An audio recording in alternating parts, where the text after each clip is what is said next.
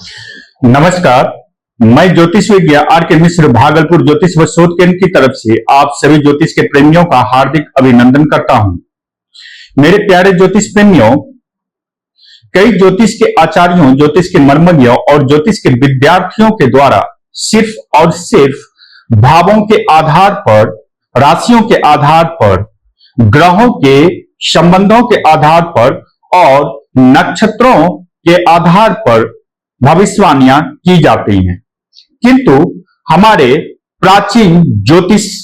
के मर्मज्ञ और आचार्यों ने कई इस प्रकार की भविष्यवाणियां की हैं जिनका भावों के आधार पर बनने वाली स्थिति से बिल्कुल उलट देखने को मिले और उनके द्वारा की गई भविष्यवाणियां सही साबित हुई। आखिरकार वे इस प्रकार की भविष्यवाणियां जो भावों की स्थितियों के आधार पर महादशा, अंतरदशा और प्रत्यंतर दशा और सूक्ष्मांतर दशा के आने के बावजूद समुचित रूप से प्रत्यक्ष तौर पर देखने को नहीं मिलता, किंतु उसके ठीक विपरीत और उससे आगे की तथ्यों के बारे में उन्होंने कई प्रकार की भविष्यवाणियां की। आखिरकार वे भविष्यवाणियां किस प्रकार कर लेते थे, आइए इसी संदर्भ में आज आप सबों के समक्ष मेरे द्वारा किए गए विशेष शोध के उपरांत इस ज्योतिषीय ट्रिक को अर्थात इन ज्योतिषीय महासूत्र को आप सबों के समक्ष अपनी वाणी के माध्यम से स्पष्ट तौर पर रखने के लिए जा रहा हूं। मेरे प्यारे ज्योतिष प्रेमियों, मैंने इससे पूर्व के ही वीडियो में एक बात कही थी, क्या कोई भी एक भाव जिसके संबंध में आपको भविष्यवाणियां करनी है उसे आप लग्न बना लें, ठीक है। और वो भाव जब लग्न बनता है तो उस लग्न में ग्रहों की स्थितियां और भावों के मध्य आपस में बनने वाले संबंध जो ग्रहों के आधार पर निर्धारित होते हैं, उसकी स्थिति का अवलोकन ठीक जिस प्रकार से आप लग्न कुंडली का करते हैं उसी प्रकार से कर रहे हैं। तो आप देखेंगे कि भाव से संबंधित क्या क्या फल हमें अपने जीवन में प्राप्त होने वाला है, उसका सूक्ष्म स्तर पर हमें ज्ञान हो जाता है। किंतु मैं आज एडवांस एस्ट्रोलॉजी के तहत इनसे भी और गहराई से और सूक्ष्म स्तर से किए जाने वाले विश्लेषण सिद्धांतों के बारे में आप सबों के समक्ष कुछ बातों को स्पष्ट तौर पर रखने जा रहा हूं। इसे ध्यान से सुने। एक सिद्धांत तो मैंने आपको दे दिया, जिस भाव का आपको विचार करना है उसे लग्न बना लें, ठीक है। दूसरा सिद्धांत यह है कि लग्न कुंडली के हर एक भाव का अन्य 11 भाव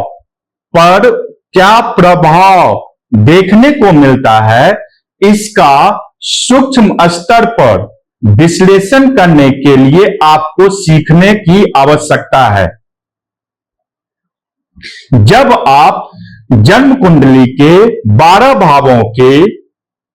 सूक्ष्म स्तर पर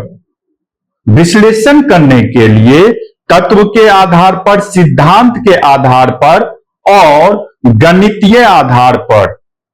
सीख जाते हैं और करने के लिए आप सामर्थ्यवान हो जाते हैं, तो आपको इस प्रकार के मैजिकल प्रिडिक्शन, जिसे आप एक psychic, just like psychic reading के तहत आप इसे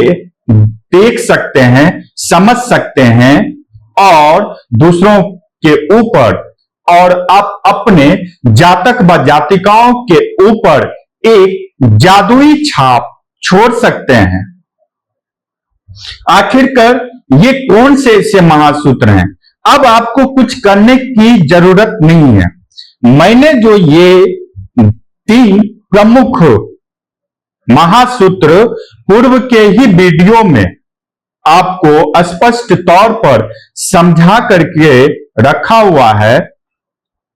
इन तीनों महासूत्र को एक साथ जोड़ दें। कहने का तात्पर्य यह है, इसे एक उदाहरण से समझें। यदि कोई भाव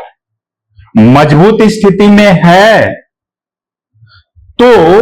उस भाव की मजबूत स्थिति होने के कारण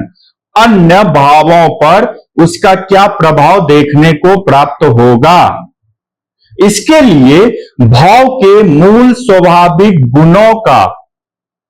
विश्लेषण करना अति अनिवार्य है। उदाहरण के स्वरूप में यदि आप देखें तो यदि लग्न में लग्न के स्वामी लग्नेश मौजूद हो और अंशात्मक दृष्टिकोण से उनकी स्थिति अच्छी हो तो उसमें ये देखिए कि व्यक्ति का महादशा भी लग्नेश का हो। ठीक है, उसके तत्पश्चात आप देखिए कि दशम भाव की भी स्थिति अच्छी हो और दशम भाव के स्वामी दशम भाव में ही मौजूद हो या फिर एकादश भाव में मौजूद हो या फिर भाग्य भाव से संबंध बनाते हो। तो इस स्थिति में आप सभी जानते हैं कि लग्नेश मजबूत स्थिति में है और दशमेश की स्थिति भी बहुत ही अच्छी है। तो ऐसे में व्यक्ति जिस भी कार्य को करेगा अर्थात लग्नेश के महादशा में दशमेश की अंतर्दशा जब भी आएंगे तो इसमें व्यक्ति के द्वारा किया गया कार्य उसे सुपरिणाम देने वाला होगा। इस बात को तो आप समझते हैं, किंतु इसे सूक्ष्म स्तर पर और गहराई से समझने के लिए जिसके बारे में मैं अभी चर्चा करने के लिए जा रहा हूं, इसे भी समझना बेहद जरूरी है। अब आपको यह देखना है, पूर्व के वीडियो के माध्यम से पूर्व की बातों को ध्यान कीजिए और पूर्व के वीडियो के माध्यम से जिन बातों को स्पष्ट तौर पर रखा है उसका अवलोकन कीजिए। यदि लग्नेश की महादशा है उसमें दशमेश की अंतर्दशा है, दशमेश का भी कंडीशन मैंने आपको सांकेतिक रूप से बता दिया। लग्नेश लग्न में मौजूद है और डिग्री वाइज भी अच्छी स्थिति में है, दशमेश की भी वही स्थिति है। तो इस एवज में चौथे भाव से संबंधित व्यक्ति के जीवन में क्या फल देखने को प्राप्त होगा, इसके बारे में भी अवलोकन करना बनता है। वहीं पर दूसरा भाव धन का भाव होता है, तो ऐसे में व्यक्ति के जीवन में धन, कुटुंब व वाणी व भोजन के संदर्भित मामलों में किस प्रकार का परिणाम देखने को प्राप्त होगा, इसके बारे में भी सूक्ष्म स्तर पर विश्लेषण कर लेना चाहिए। आप देखेंगे कि इस समय व्यक्ति का जो कार्य शैली है वो बेहद ही सकारात्मक रहने वाली होती है। आपको एक तथ्य तो पता ही है,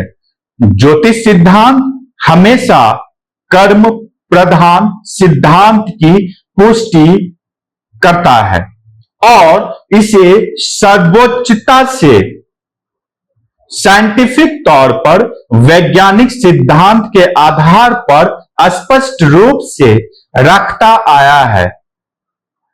यदि आप देखेंगे तो जब व्यक्ति का कार्य शैली बेहद ही अच्छी स्थिति में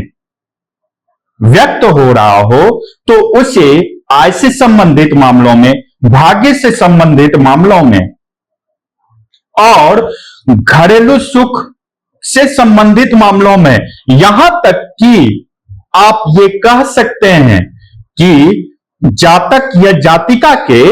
वैवाहिक जीवन में चाहे कितनी भी परेशानियां क्यों ना हो, इस महादशा और अंतरदशा में आने के कारण व्यक्ति को उपरोक्त सभी प्रकार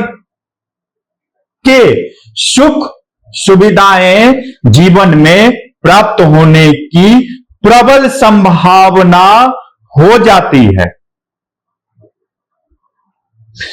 आप ये देखेंगे कि व्यक्ति अपने कार्य शैली के माध्यम से अपने आत्मबल का और अपने कार्य का सही तरीके से बैलेंस करके सही दिशा में सही निर्णय लेकर के अपने कार्य बल के आधार पर सही और उचित परिणाम सकारात्मक रूप में प्राप्त करने का अधिकारी हो जाता है। इन सिद्धांतों को समझने के लिए और इन सिद्धांतों पर महारत हासिल करने के लिए आपको पूर्व में अभी जो भी सूत्र बताए गए हैं, इन सभी के योग के पश्चात ही इन तरह के भविष्यवाणियों में महारत हासिल की जा सकती है। हमारे पूर्व के ज्योतिष के आचार्यों ने और ज्योतिष के मर्मज्ञों ने इस प्रकार के ज्योतिषीय सूत्रों का गहराई से अध्ययन किया, गहराई से समझा, और इसीलिए आप देखते होंगे कि हमारे पूर्व के ज्योतिषाचार्यों के बारे में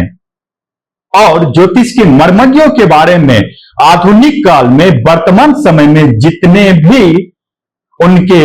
जातक व जातिका हैं, उनकी बड़ाई करते हुए नहीं थकते। आशा है कि ये जादुई सूत्र जो एक साइकिक रीडिंग अर्थात तांत्रिक विद्या की तरह जादुई छाप छोड़ता है, आपको इसके बारे में सांकेतिक रूप से जान करके बेहद ही खुशी हुई होगी, क्योंकि ये एक ऐसा महासूत्र है जिसके बारे में यदि विवेचना की जाए तो इसके लिए एक कक्षा से पूर्ण होने की संभावना नहीं है। अतः जब आप हमारे ज्योतिषीय कक्षा में क्लास करेंगे तो आपको चरण दर चरण और क्रमबद्ध तरीके से इन ज्योतिषीय जादुई महासूत्र का प्रयोग किस प्रकार से किया जाता है, इसके बारे में स्पष्ट तौर पर बता दिया जाएगा। तब तक के लिए आप सभी ज्योतिष के प्रेमियों को मेरा नमस्कार।